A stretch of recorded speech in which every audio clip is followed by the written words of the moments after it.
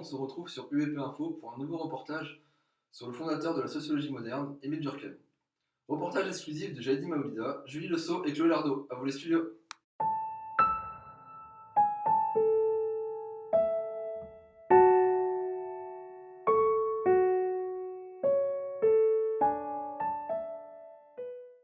Né en 1858 à Épinal, Émile Durkheim est un sociologue français. Il a aussi fondé la sociologie moderne.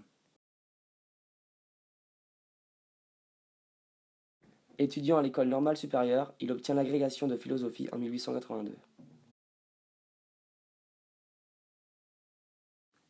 Étant formé à l'école du positivisme, Durkheim définit la spécificité du fait social, c'est-à-dire l'indépendance du groupe par rapport aux hommes et comme tel, non réductible à la somme des caractéristiques et des comportements individuels et pouvant donc imposer une contrainte à l'individu.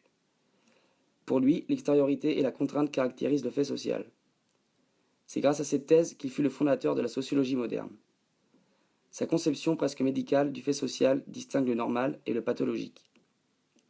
Il y aurait des sociétés malsaines et il définit aussi à ce titre l'anomie qui est une forme de pathologie de la division du travail. En fait, il n'existe pas de réglementation ou seulement une réglementation insuffisante dans les règles légales. Enfin, sa méthode, ses principes et ses études exemplaires, comme celle sur le suicide, constituent jusqu'à nos jours les bases de la sociologie moderne, donc son apport à la sociologie est fondamental.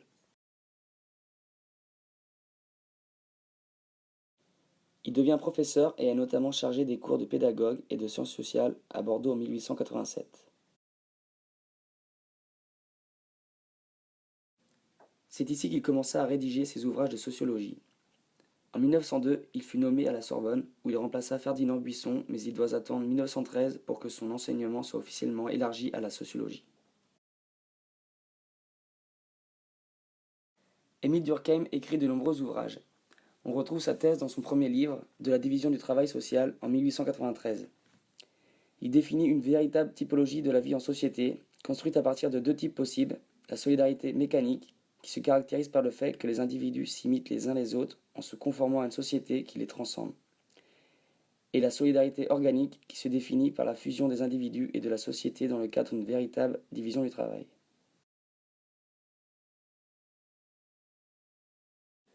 En 1895, dans les règles de la méthode sociologique, il définit la spécificité des faits sociaux et de la sociologie comme science générale du social.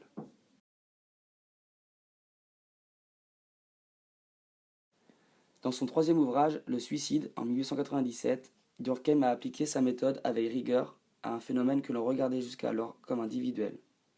Pour Durkheim, le taux de suicide ne peut s'expliquer qu'à partir d'une analyse globale de la société. Il montre que celui-ci varie en proportion inverse du degré d'intégration des groupes sociaux dont fait partie l'individu.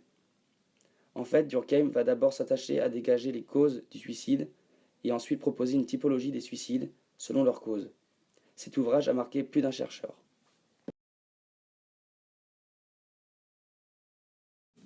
En 1912, il écrit Les formes élémentaires de la vie religieuse.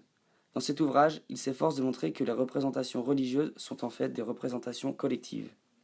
L'essence du religieux ne peut être que le sacré. Tout autre phénomène ne caractérise pas toutes les religions.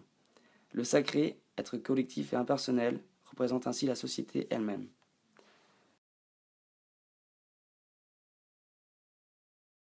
Émile Durkheim meurt à Paris en 1917.